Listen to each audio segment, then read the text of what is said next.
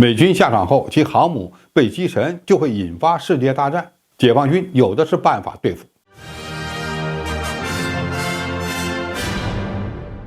观众朋友，大家好，我是付延少。近日，美国1945网站刊文称，中美一旦因为台海问题发生冲突，如果美国航母遭中国击沉，就有可能引发第3次世界大战。文章作者列举了美国介入台海冲突可能引发世界大战的5个条件：第一，中国军队击沉美国航母；第二，中国袭击美国本土；第三，中国航母和2栖攻击舰被美军击沉；第四，中国弹道导弹核潜艇加入战局；第五，美国认定台湾岛即将沦陷，决定加码。在这些条件中，最敏感的可能还是击沉美国航母就会引发世界大战的言论。在美国军队的传统思维中，以航空母舰为主的海上作战力量是其干涉行动的主力，而中国军队多年来一直在构建反介入区域拒止作战能力。中国是全球唯一装备有反舰弹道导弹的国家，而且呢，反航母的手段非常丰富，包括高超音速导弹、超音速反舰导弹、反舰弹道导弹、空射、箭射和潜射反舰导弹，以及常规潜艇、核动力攻击潜艇等等。可以说，美国航母已经失去了在中国近海1500公里范围内的生存能力，从而极大地遏制了美军干涉台海事务的意愿。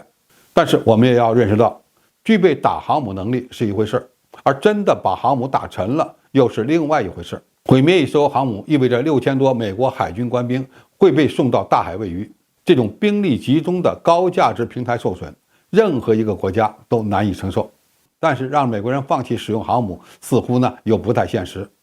所以美国人的流氓逻辑就是：我可以武力介入台海，但你不能打沉我的航母。那么中国多年来准备的反航母作战能力不就白费了吗？哪有这么便宜的事儿？这种能力掌握在中国手里，美国敢武力介入台海事务，就要准备好承受巨大的损失，这是必然的。但是在如何打航母的问题上，解放军仍有多种选择。第一，一旦发现美军企图介入台海冲突，我军可以选择在更远的海域进行实弹攻击移动靶船的试验，通过强力威慑的方式阻止美国航母的介入。美国是否敢把航母送到中国弹道导弹和反舰导弹的打击之下，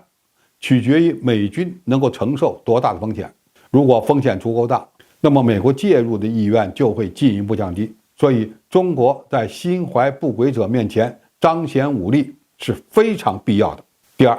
中国可以选择不击沉美国航母，而是让其失去战斗力。中国打航母手段的使用方式可以分为很多种，比如威力巨大的弹道导弹从天而降，直接将航母甲板贯穿；用隐身无人机投放大量的巡飞弹，破坏航母的正常使用。只要甲板上的弹射器和拦阻装置被炸，受损航母就只能退出战斗。中国还可以选择先击沉一些美军的驱逐舰和巡洋舰，让美国航母因无人保护而知难而退。2个大国之间发生战争，可能不是一上来就拼命，一步一步的试探性升级。我军在选择升级手段时，也需要有一定的策略。第三，后发制人。在美军对中国水面舰艇发动攻击后，我们在打击美军的航母，这个办法比较被动，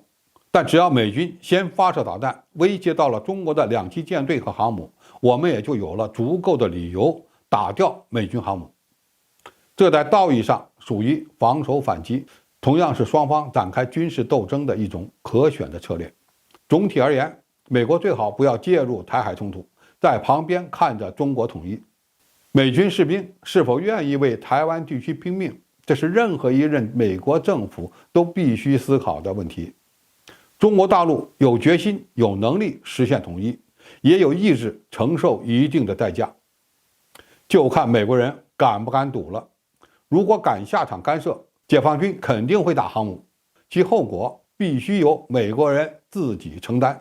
好，今天评述就到这里，谢谢大家收看，我们下期再见。